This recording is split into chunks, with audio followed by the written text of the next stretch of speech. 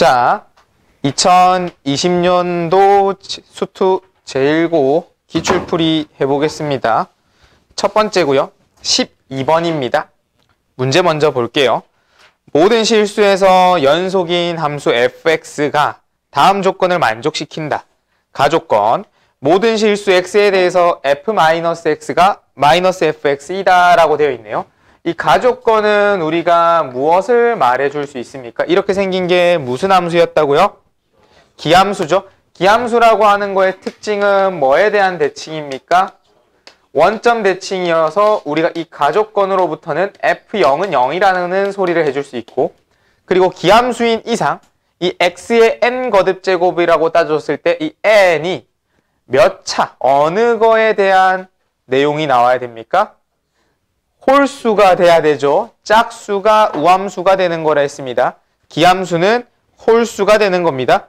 자, 그런 상황에서 얘가 그러면 홀수들이 있겠구나. 그리고 두 번째, 인테그랄 0에서 1까지 fx dx가 4분의 1이래요. 그럼 자연스럽게 우리가 원점 대칭을 적용해보면 -1에서 0까지 fx dx가 얼마라는 걸 말해줄 수 있겠니? -4분의 1이 돼서 인테그랄 -1에서 1까지가 0이라는 것을 말해줄 수가 있습니다. 기함수니까요. 자, 그 다음에 마지막 다조건. 얘가 누굽니까? 무슨 함수? 주기함수. 원점 대칭이면서 주기성을 갖고 있었다는 겁니다. 그러면 내가 이 두 번째 게 쓸 말이 많겠네. 왜? -1에서 2를 더하면 얼마야? 1이겠죠? 1에서 2 더하면 인테그랄 1에서 3까지 fx dx 또한 얼마라는 거죠? 0이라는 겁니다. 이 위에 거에 의한 결과물에 의해서. 됐니? 자, 그리고 우리가 fx라고 하는 것이 x축의 방향으로 이만큼 갔을 때 y축으로는 4분의 3만큼 평에 이동한다면 그것이 바로 gx의 그래프가 될 건데, 뭐가 됐어? 우리가 작년 기출해보면 그림, 뚜껑 있고 밑에 사각형 있고 뚜껑 있고 사각형 있고 기억나나요?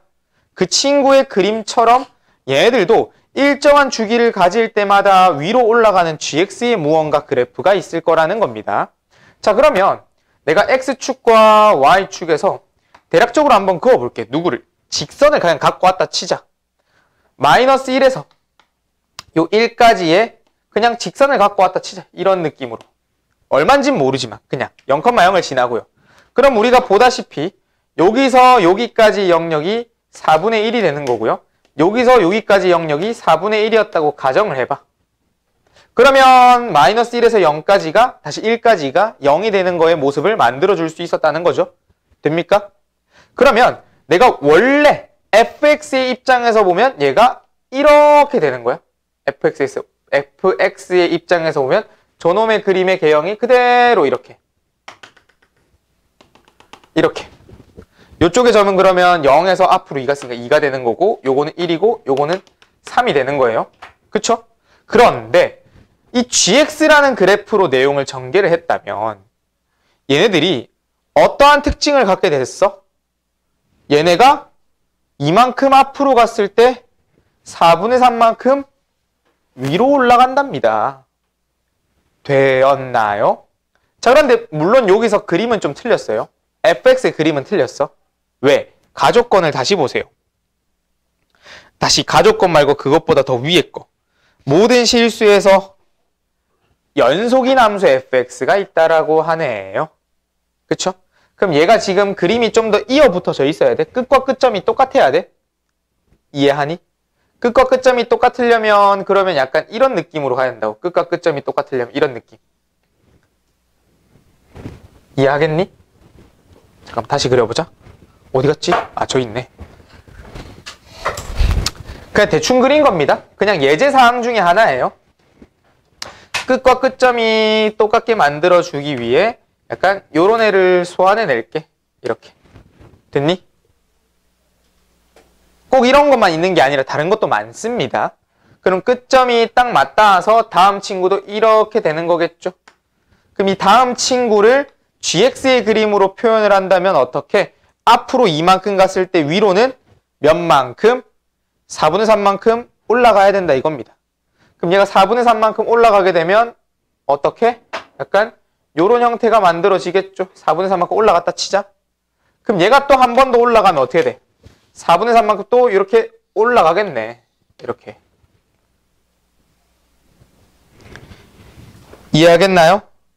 그랬을 때 우리가 이것이 인테그랄 2에서 7까지 gx dx를 원하고 있습니다. 이거의 값이 얼마냐라고 물어보고 있는 거예요. 괜찮나요? 네. 그러면 하나에 대한 예제를 해볼까? 얘가 4분의 3만큼 위로 올렸다면 사실 우리가 요거의 내용을 모르잖아. 그치? 그런데 우리가 이거의 크기가 4분의 1이란 넓이와 4분의 1이란 넓이는 알고 있어. 어떻게 보면. 그럼 얘가 만약에 올라갔을 때 우리가 이게 조금 까다롭네요. 올라간 게 양수 쪽의 점을 찍었냐 안 찍었냐가 좀 중요하거든요. 요쪽의 점이 2,4분의 3이 됐고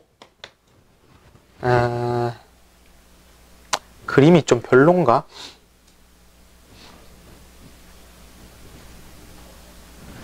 잠시만요. 끝점을 갖고 오고 4분의 1을 갖고 오고 수식으로 가겠습니다. 그냥 안 되겠다. 수식으로 갈게요. 우리가 요 놈을 gx라고 하는 놈 갖고 올게. gx는 f에다가 x축으로 2만큼 갈 때 y축으로는 4분의 3만큼 이동되면 평행 이동이 똑같다고 된 거죠. 그럼 요 자리에 gx 인테그랄 2에서 7까지 gx dx는 우리가 무엇을 말해줄 수 있냐면 f의 x-2 플러스 4분의 3 dx라고 말해줄 수 있습니다. 괜찮나요? 자, 그러면 우리가 첫 번째 아까 전에 그렸던 내용대로 인테그랄 -1에서 1까지 fx dx가 0이고요.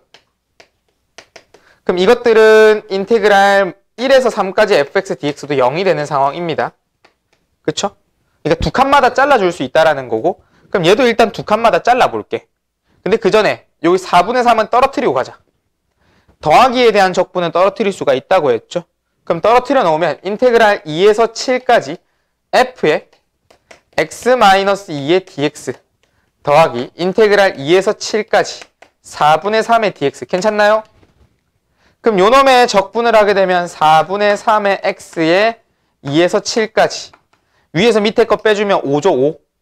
그러니까 얘는 5를 곱해주게 되면 4분의 3 곱하기 5가 돼서 얼마? 4분의 15가 첫 번째 결론의 내용이 나오는 거예요. 4분의 15 됐나요? 그럼 이제 왼쪽 걸로 가겠습니다. 요 놈. 잠깐만 요 놈.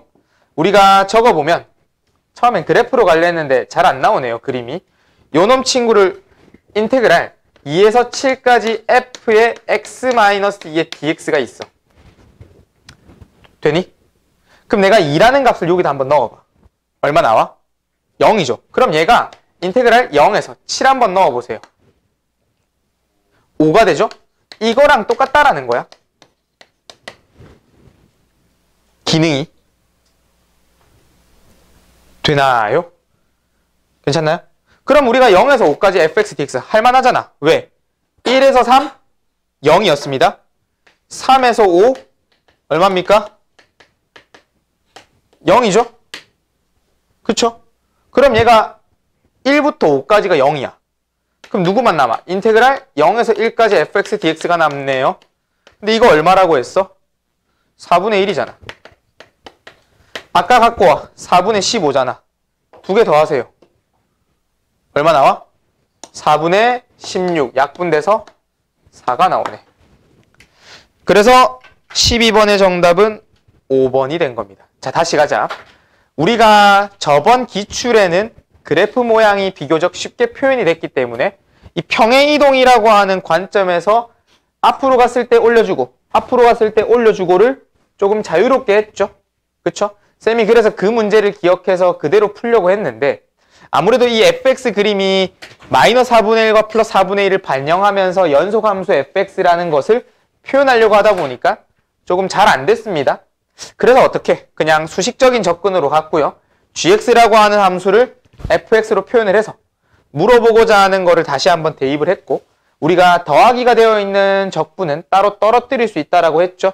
그럼 떨어뜨려서 이 4분의 3이라고 하는 거를 정적분을 해줬습니다. 그러면 앞쪽에 있는 f, 인테그랄 2에서 7까지 fx-2라고 하는 이 친구를 우리가 뭐 했냐면 그 구간에 맞춰서 바꿔준 겁니다. 이게 좀 더 엄밀히 말하면 치환적분법을 쓴 건데 그 치환적분법은 미적분에 관한 내용이거든요. 그런데 지금처럼 1차 함수 단독으로 이런 하나만 나오고 있다면 평행 이동처럼 우리가 얘가 앞으로 2를 간 거잖아. 그럼 반대로 얘 fx-2를 뒤로 두 개를 당긴다 생각하면 돼.